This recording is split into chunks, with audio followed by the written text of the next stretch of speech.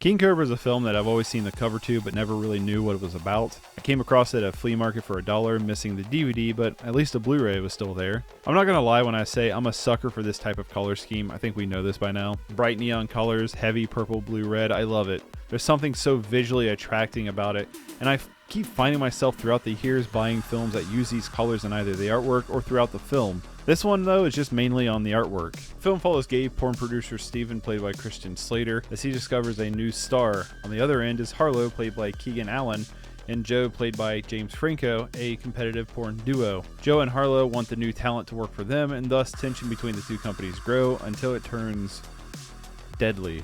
Now let's get the elephant out of the room. I know nothing really about the true story whatsoever, but from the limited amount of reading I've done, the film, from what people have criticized, I took, had some massive liberties with the story. Also, the real life Brent Corrigan, the one everyone is fighting over, played by Garrett Clayton, has said he thinks the story was heinous and tells a story with contempt for queer culture and a mockery for porn. For someone who knows nothing about the true story while watching it, I did enjoy it as a film. Looking a little bit into the real story, I could see why people would be upset, and that is something to look at going into these films that are inspired by true stories. How does the film pay respects to the original source, or how does it disrespect? For me personally, I try to separate film from whatever it's attached to judge the film on its own. And for me, as someone who's not really well known with the true story that this is based around, it doesn't really bother me that much with the liberties it took.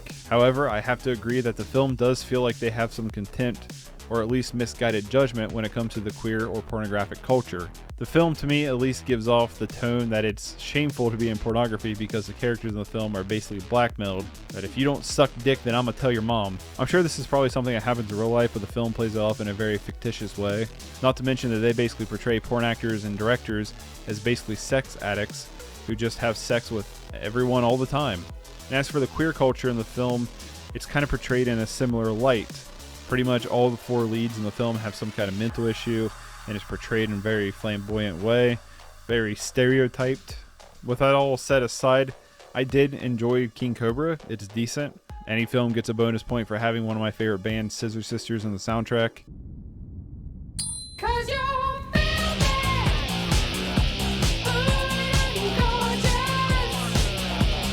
But Christian Slater is very good here, and so is James Franco.